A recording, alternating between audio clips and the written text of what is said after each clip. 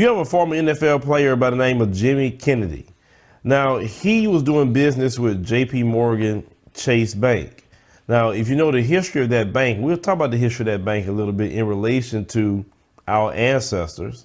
This is why a lot of us need to start looking into the history of a lot of old entities in this country, because a lot of them have been tied to slavery. So this brother lives in Arizona. And if you want to be part of the Chase private client, you need to deposit $250,000. That's the level you have to deposit. Now that status of private client will get him some big travel discounts and other perks. So he was told to conform to the racist attitudes when he was confronting them while he was shopping for a bank in Arizona. They told him, you're bigger than the average person, period. And you're also African American. The bank employee, Charles Pelton, who is black, told Kennedy. He said, reported to the New York Times. Now he said, we're in Arizona. I don't have to tell you about what the demographics are in Arizona. They don't see people like you a lot. Now, I don't live in Arizona. Some of the family probably live in Arizona. Is it like that? Is it that bad in Arizona? So his experience demonstrated a long history of racism within the culture of the American banking system. They say with few black people represented in the top ranks of the financial institutions, and even restitution paid to black employees or being isolated from their white peers, Kennedy's treatment came as no surprise. It said the National Bureau of Economic Research has stated this year they found that black mortgage borrowers were still charged higher interest rates. Black borrowers also were denied mortgages that would have been approved for whites. That is the reason why white Americans will always have an advantage in this country. They make sure to sabotage black people. Listen to that. Even if your credit is straight, even if you do get the home loan, they charging you higher interest rates versus if you was a white person. I told you, this system is set up to sabotage us as black people. And a lot of you, when I say things, you know what, as I'm going into 2020, because I'm more of a person that say, let's have a solution to issues and to broaden your horizons on different things. As long as these people are in control, they are going to constantly sabotage us. We have to expect that. If we not sabotage, you say, oh, that was great. We can get sabotaged that time. But you must understand, this is why black people don't have the home ownership. This is why home ownership haven't changed much since the 60s. It's because of the banking system in America.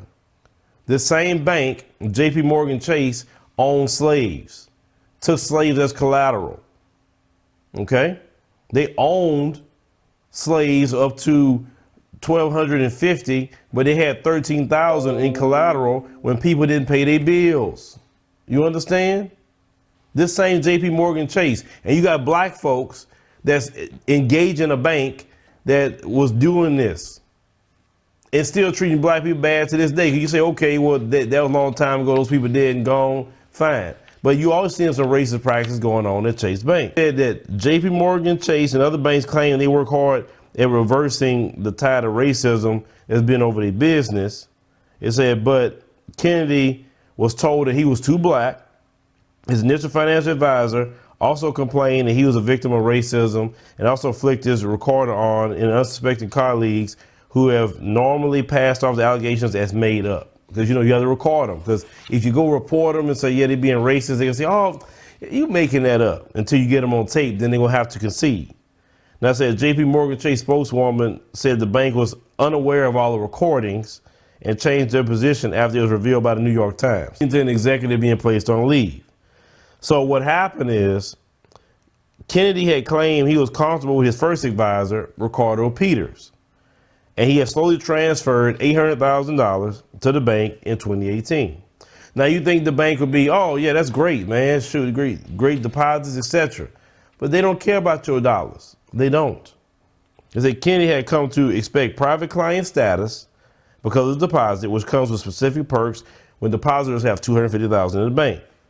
Peters, however, the brother, had already had his own run-in with the alleged racism, the brother that worked in there, telling the Times that his boss, Frank Venero, had accused him of taking clients' files home in violation of bank policies. Now, Peters denied the accusation, and Venero had to let it go when he convinced the advisor he was telling the truth. So he was already lying on the brother. Then Peters was still left feeling uneasy because his managers, who are white and might be inclined to treat him differently, then he complained to the same boss that another advisor was trying to steal a client from him, okay? A woman who was black, and it was on public housing assistance program known as Section 8. She received a $372,000 wrongful death settlement when her son died. So Venero told Peters to back off because the woman wasn't worth the dispute. He said, you got somebody who's coming from Section 8, never had a nickel to their life, and now she got $400,000. He said the use of Section 8 reference has been known to be a racist slur. Yeah, we know that. They were trying to put food stamps on black people in Section 8. But when you start doing the numbers, more of them was on food stamps in Section 8. But that's a story for another day. So once again, here we go to pocket watching. What do you think is going to happen with that money? It's gone. Venero said, not knowing that Peters was recording his words out of his. He continued to say that the black woman didn't deserve that money because she didn't earn the money. And the brother had all this on recorder, the one that used to work there. Then the brother was transferred to Sun City West Branch to a less affluent location, which he said he perceives another mistreatment over his skin color. So a lot of times brothers are enduring, and such as well, racism in these jobs. Trying to do your job professionally, and you're enduring that, okay? That's when he met the former NFL player, a defensive tackle who had retired and moved to Phoenix after playing for 5 teams in the NFL. He even played for the Super Bowl champion New York Giants after a well-publicized homecoming for the player who grew up impoverished in Yonkers. So later down the line, that's when he started to work with the brother, Kennedy, the former player, and he started to transfer his assets to JP Morgan Chase. And Peter was concerned about how he was being targeted by the bosses, okay? So in October, Peters lost his job, and he didn't explain to him why. He just said, I'm giving marching orders. So he ended up finding the brother. Then the NFL player had noticed some of his transactions were frozen and not carried out. In one case, $92,000 were held up instead of being invested. That's when Belton was assigned, the other brother that we talked about earlier, to work with the retired pro football player. He's a fellow black man, and when he was told that he had not been assigned his perks as a private client, he complained and even went to Venero. He said Belton warned him not to do that again. He said in the recording, the advisor asked Kennedy to think about the impression he was giving people at the bank. He said he was a large black man in Arizona, and Venero had been afraid to disclose that his application for the perks was deleted when Peters was fired. So he went on ahead and deleted his application. The last brother that he was working with told him basically, you're not getting in the program. They don't like black people like that. And once the brother got a wind of that, and he had all the recordings that even he needed, he went on ahead and withdrew all his money out of that bank. Of course, the bank was the corporate was like, why is he taking all his money out? And he explained to them, hey, y'all racist over there. I'm not gonna put my money in your bank. That's it. But let me tell you something. They say that black people, even successful black people that come in with large sums of money at times, these banks are looking at them funny, wondering where they're getting the money from to deposit different things. It's different levels to this racism. It's not always the person's calling you an N-word or calling the 911 on you, or no. They have different forms of economic racism, okay? Making you feel uncomfortable, not allowing you in the private client status. But if he was a white player or just a white person in general, he can get into that. Home loans, you can't get them, you're denied, or if you do get them, you have a higher interest rate. You understand? That's economic racism. Now, if that brother would take his money, his same $800,000, and found him a nice home in a country on the continent. You say if he wanted to go to Johannesburg, he wanted to go to Accra, Ghana, he want to go, you know, Nairobi, Kenya, stay in the Westlands, wherever, he could actually be there, have a nice home, and don't deal with no kind of racism whatsoever. We're not dealing with any kind of racism. Listen, and I'm about to start really telling y'all this more and more in 2020, because I'm sick of doing these stories, and I'm sick of seeing black people being discriminated against constantly over and over and over. How are you going to stop the bank from discriminating against you? How? Yes, you got it recorded, but how many more of us have it recorded? Do we have enough to do class action lawsuits against the banks? I mean, there's a lot of reasons why black people don't have a whole lot. You can't get jobs, even with a certain education, with a black sounding name. You know, you're harassed by the police. Your children are treated horribly in school. I mean, everywhere we go, we are hated. And yet we feel that we have to tolerate that. We don't have to tolerate that. More and more people are going to the continent every time. I just saw recently Cardi B went, and she had her a good time. Now, you know, I've had my issues with Cardi B, but I see she had a good time. I even seen Boyce Watkins. He is recently went to Ghana, and it seems like Boyce Watkins starting to get it now since he's been over there. Because you just don't have the sabotage over there as you have here. So you have people here that get upset. Why are you talking about that for? It's that because I see a better light. That's why. You don't know no better. That's why you get mad. You get mad because you don't know any better, and you're not trying to know any better. You got a black man that had $800,000 in the bank. A black man that most of us would say, man, yeah, he's doing real good for himself. The bank should have been loving him to come in there and deposit that money. But they still treated him like an N-word in that bank. Treated the brothers wrong who were working in this bank. Then the brothers had to tell him the reason you ain't getting it because you black. That is something that no white person got to deal with, or you're not going to get a house because you're white, or they're going to charge you a higher interest rate because you're white. Or even though you put all this money in the bank and you should be in this program, you can't get in it because you're a good-sized white guy. They will never know how that feels. But if you took that same money to the continent, his money would have tripled immediately when he got there. He would have had no problems. I remember we went to the bank in Nairobi. It was the Barclays Bank. And at that bank, nobody was looking at us funny at all. All the people there, you know, with black folk, with no issue and no problems. But you be here in America, they're looking at you funny, you know, some of them just got attitude, some of these banks. And when they see black people come in, like how much longer are we gonna put up with that?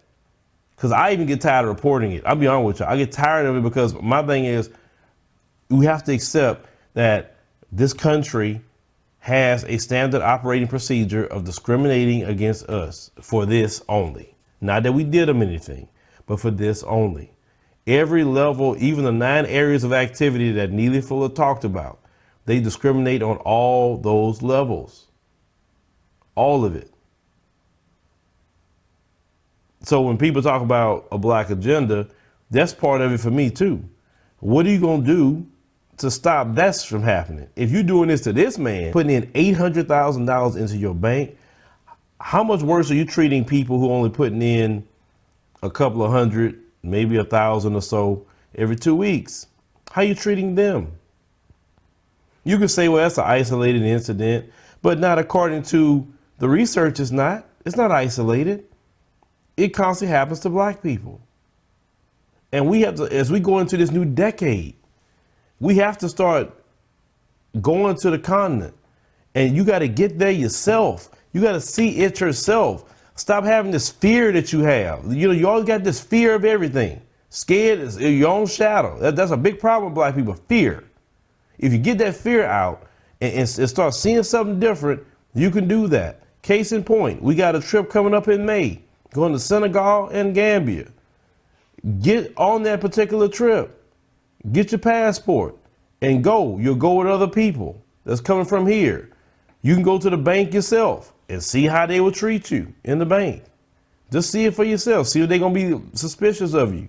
See if people going to follow you around, treating you ugly.